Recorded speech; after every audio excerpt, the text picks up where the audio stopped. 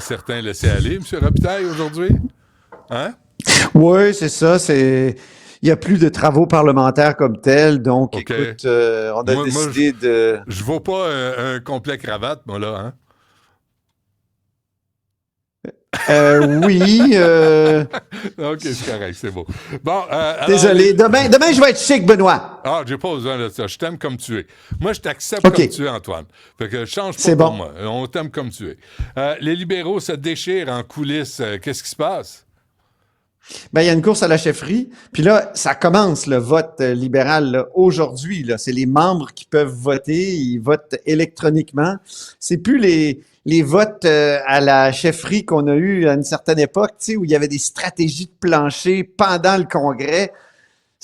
Faut dire, c'était passionnant, hein? Mais bon, malheureusement, c'est terminé cette époque. On vote électroniquement, puis on vote juste une fois. Il n'y aura pas comme de deuxième tour, là. Mais c'est un vote préférentiel. Alors, tu indiques qui est ton préféré, puis tu as un deuxième choix. Alors, c'est le cas actuellement. Il y a une grande nervosité, je dirais, dans les trois camps. Moi, j'ai fait des téléphones dans les trois camps. D'abord, il y a une chasse aux jeunes assez intense. Je Libéraux. dirais que les jeunes libéraux, là, ils sont vraiment sollicités par toutes les équipes parce qu'ils valent cher. Chaque circonscription vaut 3000 points, Benoît. Mais Ah, dans ouais. chaque circonscription, il y a 1000 points réservés aux jeunes. Alors, quand tu as, mettons, 3 membres jeunes dans une circonscription, mettons la tienne de Brossard, là, tout le monde téléphone. Allô, comment ça va? Tu sais, il faudrait que tu votes pour nous. Puis, tu sais, Charles Milliard, il y a des belles propositions pour les jeunes. Puis Blackburn aussi, tu sais. Puis là, Ouais. écoute, c'est assez intense, ça. On me dit qu'il y a des jeunes qui sont un petit peu tannés d'avoir des téléphones. Et des courriels, et des textos, et des... En tout cas, c'est une vraie chasse. Et là, la Qui a le question qu'on plus... se pose, c'est... Excuse-moi, Antoine, mais qui a le plus de chance auprès des jeunes? Ben, au départ, Charles Milliard était arrivé avec une délégation de jeunes importante. Et ça a toujours été tu sais, très tu sais, au cœur de sa campagne.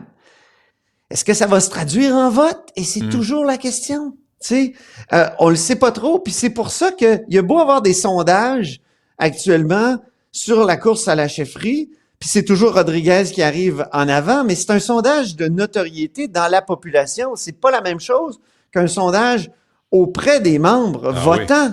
Hmm. Et tu sais, il y a Carl Blackburn qui a admis la semaine dernière que Rodriguez était en avance, mais il se fondait sur un sondage auprès des membres que lui avait fait faire, mais il n'a jamais voulu donner les résultats.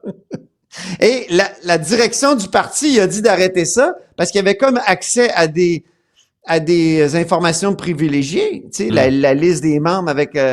Alors lui, dans sa lettre qu'il a fait parvenir à tout le monde, il a affirmé, sans le prouver, que Rodriguez était en avance, mais que lui était deuxième. Alors lui, il voulait aller chercher des deuxièmes choix, puis enlever le tapis sous le pied de Milliards.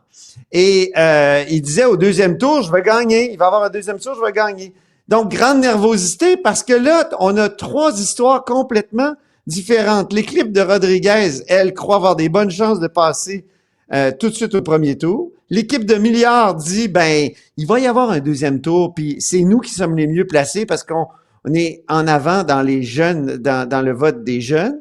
L'équipe de Blackburn croit qu'il va y avoir s'il y a un deuxième tour, il gagne.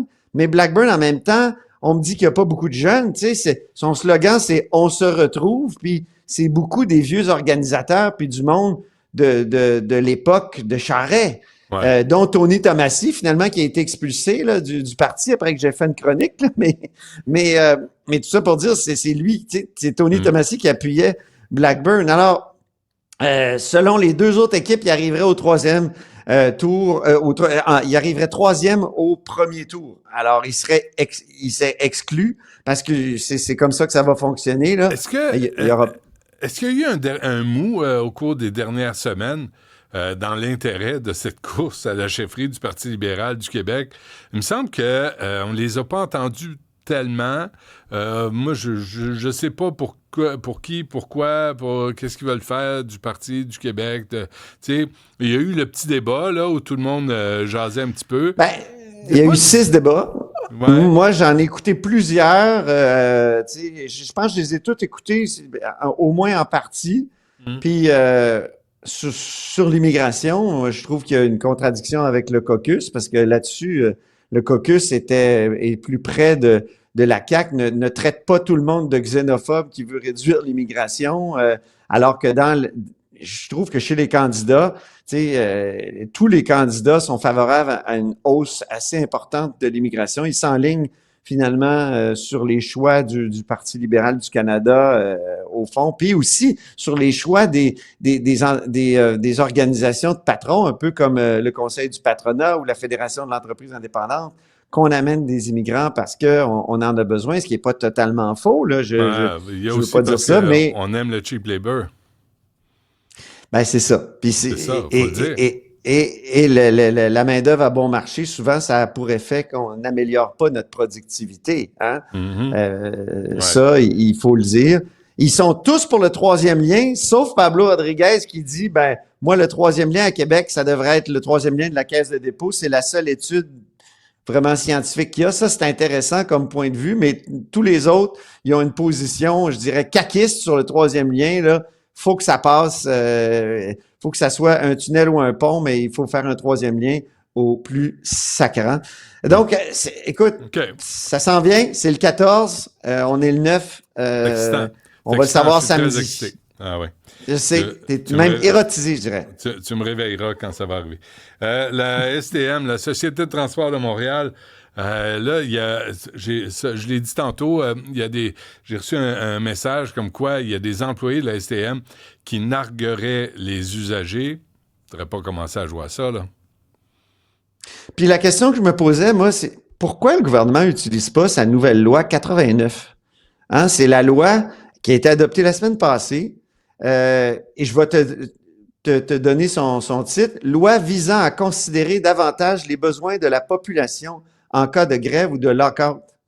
Et ça permettrait, cette loi-là, le maintien de services, assurant le bien-être de la population.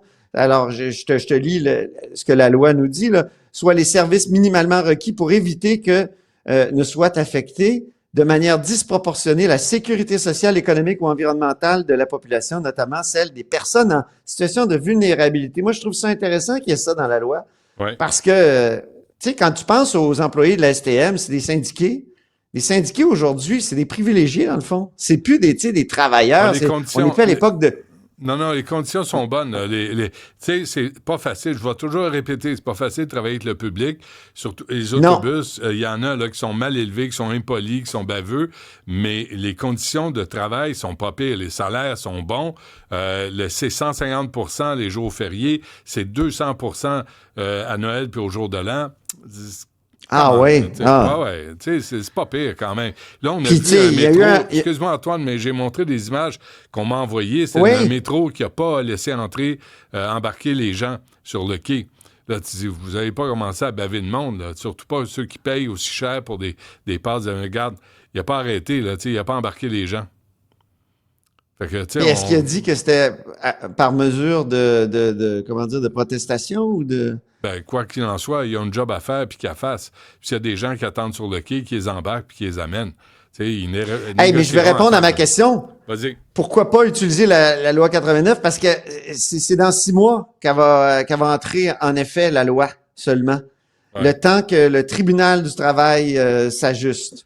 Mais, tu sais, ce serait le genre de cas où peut-être que le gouvernement pourrait intervenir, pourrait dire, écoutez, on met fin à ce grève-là, là, puis on désigne par décret, tu sais, qu'un arbitre se penche là-dessus, un peu comme au fédéral avec la loi, le Code du travail, l'article 107, je sais pas si tu as vu, dans le ferroviaire, dans les postes, dans les aéroports, le gouvernement fédéral, à un moment donné, a dit, ça suffit les lock-outs ou les grèves, là, il faut que les gens aient des services.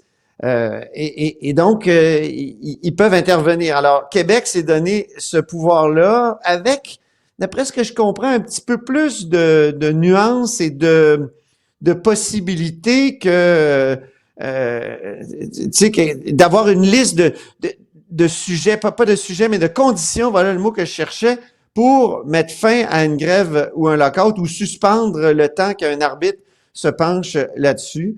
Écoute, ça a été le gros sujet en fin de semaine au congrès des jeunes de la CAQ. On a beaucoup parlé de syndicalisme. Tu sais, les jeunes ont dit ça prend une meilleure transparence. Les votes de grève doivent être secrets, doivent se tenir à des heures raisonnables. Les rapports financiers doivent être plus transparents. François Legault en a rajouté dans son discours. On peut écouter peut-être un extrait si tu as le temps, mon cher Benoît. 5 semaines, on a fermé les écoles, on a empêché les enfants d'aller à l'école. Puis ça n'a rien changé en bout de ligne. Le syndicat n'a pas obtenu plus que ce que les autres syndicats d'enseignants avaient obtenu. Donc, on veut plus que ça soit reproduit. Ça n'arrivera pas souvent qu'on va utiliser la loi 89, mais les réactions de certains syndicats suite au dépôt de la loi 89, ça montre justement l'importance de la loi 89. Quand on voit là, on a eu une quinzaine de bureaux de députés qui ont été saccagés. C'est bon. 15 bureaux de députés saccagés. Il y a des syndicats qui sont allés manifester devant les demeures privées, par exemple, du ministre Boulet. Ouais, alors ça, il dit que c'est inacceptable. Puis là, sa nouvelle ligne argumentaire, tu sais, François Legault a dit, les syndicats maintenant, ils se collent au PQ. Hein? On sait que la présidente de la FTQ a dit on parle au PQ, puis il va nous débarrasser de cette loi-là, justement. Puis Québec solidaire aussi, qui a adopté en fin de semaine le manifeste pour un Québec solidaire de ses travailleurs et travailleuses. Puis on rappelle la FAE qui n'avait pas d'argent pour ses enseignantes en grève, mais qui en a pour des avocats pour protester en cours, pour contester la loi 21. Mélanie Hubert, on la félicite pour son excellent jugement. Petite parenthèse sur un autre sujet. Juste, oui, vas-y. M. Legault n'a pas donné de point de presse à la fin du congrès des jeunes, mais il a parlé à Lambert Drainville, le fils de Bernard Drainville, qui est un ancien attaché de presse de Lionel Carman, qui s'est parti une espèce de blog, qui est devenu une sorte pas de blog, mais de comment on appelle ça, une chaîne YouTube et tout ça. Oui. Puis, c'est le fun, ça. Il doit être très objectif. Hein? C'est le fils de Bernard Drainville. C'était un sympathique gaillard en passant. Hein? Lui, là, quand il était aux communications, là, vraiment très sympathique. Ah ouais, il était baveux avec les recherchistes qui l'appelaient. Ah oui? C'était inacceptable. Vous pensez que moi, j'ai un mauvais caractère? Ça, c'était une réputation. Ah là, bon? on avait un garçon qui se pensait plus gros que son nombril, qui a fait pleurer des recherchistes.